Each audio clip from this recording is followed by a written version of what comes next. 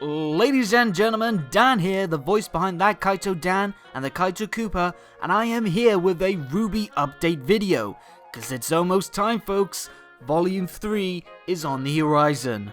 For those of you who didn't catch wind of it, on Thursday, Rooster Teeth had a mega blowout of information during its RWBY panel at the New York Comic Con, and on top of a store takeover complete with some rather charming pictures, there was a fair bit revealed in terms of the series.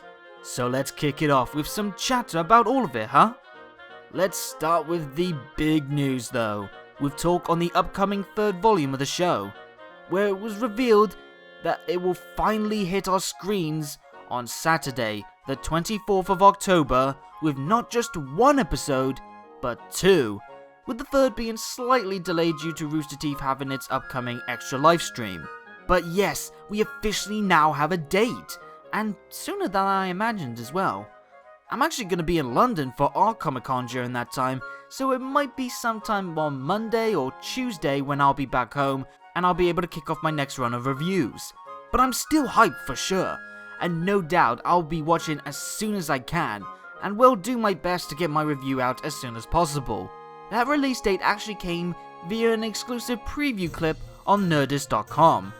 A snippet of a vital festival tournament fight between our titular group of badass huntresses known as Team RWBY and the recently revealed new crew of Team Auburn from Haven, featuring Bolin Hori, Arslan Altan, Nadir Shiko, and Reese Cloris. This new team was actually previously revealed during a still in early production sneak peek of this very fight back from the RWBY RTX panel not too long ago. But here we got a smaller yet more finished version of that very fight to tease us all with. Even then it had more than enough to talk about, so let's get to it. Given a quick glance, you'll see that Professors Port and Oobleck are on the commentary team, addressing people all around the world who are tuning in for the event, showing off some humans and faunas alike, who have some really cool designs, even if it is just background faces, in this amazing upgrade to the 2D animated scenes. True, they don't move, but the detail, the designs in both the people and the locations of the world, and just the overall look, shows off some great improvements in this department. After that, we dived right into the action, with the two teams squaring off inside a massive arena for the tournament, complete with a transforming stage with a host of themes to it as well, shown here with the ice and fire-based setups. A red-hot fan favourite in Reese took on Blake, where we saw the first new weapon of the series, her hoverboard that can work as a sort of bladed melee weapon and can turn into dual guns. It didn't do her too much good, as she went from flying high to landing right smack dab on her. Arslan took on Yang next, where there was a quick shot of her using some form of a wire-based weapon, most likely a rope dart, but she looked like she held her own in the meeting of the melee fighters. We didn't get too much out of the Auburn guys, bar seeing an assault rifle packing Nadir being put on ice, and, well, looking all pouty, and Bolin having the smallest amount of voice dialogue from him, plus showing off his staff before Weiss popped in to save RWBY, who dubbed the ice queen her BFF, much to said girl's denial, before a fist bump closed us out. Already the show looks to be continuing its growth in its visuals and excitement, which I'm very happy to see given past circumstances, and it was a good idea to not show off too much, as I'm sure the rest of the fight will be a great welcome back celebration, kinda like the food fight of Volume 2. However, that wasn't all we got, as Rooster Teeth sneakily dropped in the sponsors page the first of 4 brand new episodes of the returning World of Remnant side videos, based on the history of the Vital Festival tournament and its importance in the world. One noticeable bit of detail right off the bat actually came from the voice, as it seems these videos won't be narrated by Jen Taylor of Halo's Cortana fame like in the past, but rather it will be narrated by Shannon McCormick as Ozpin. Also something to take note on is the improved quality of the animation here too.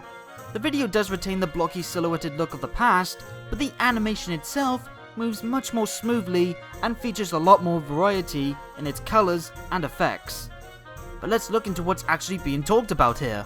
The festival itself came from the united ideal for peace from the kingdoms during the Great War, with the violence ending on the island known as Vital.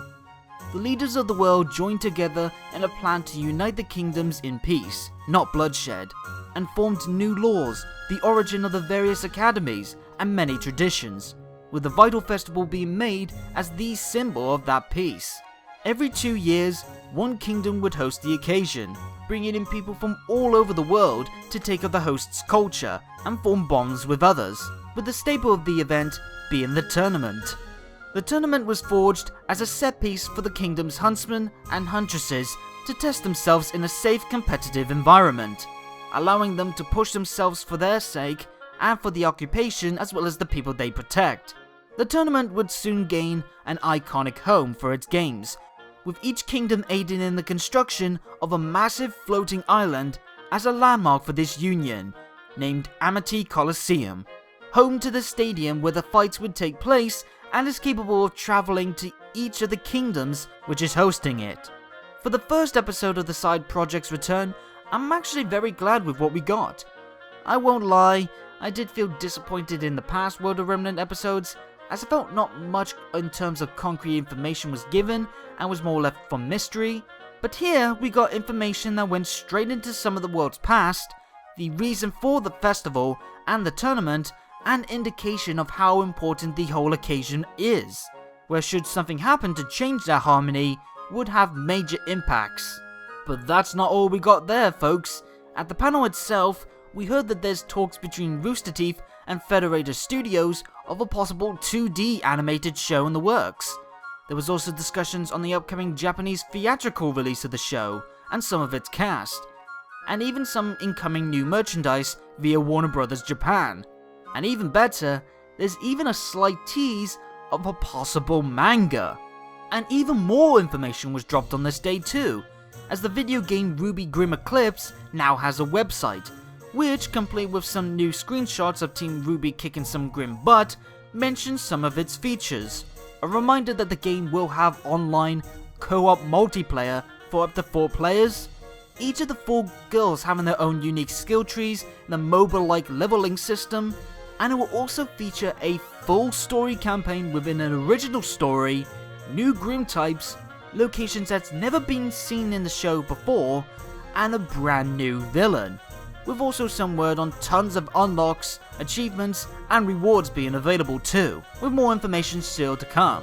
Sounds like quite the exciting game for sure, so I'll definitely be on the lookout for that when it drops. And to touch on something different but just as exciting to end the video that was actually mentioned before the New York Comic Con, many people might know this already, but RWBY's resident blonde bombshell Yang will be one of the 2 fighters in the next episode of Screw Attack's Death Battle series, going 1-on-1 with fellow hand-to-hand specialist and all-out badass Tifa Lockhart from Final Fantasy VII.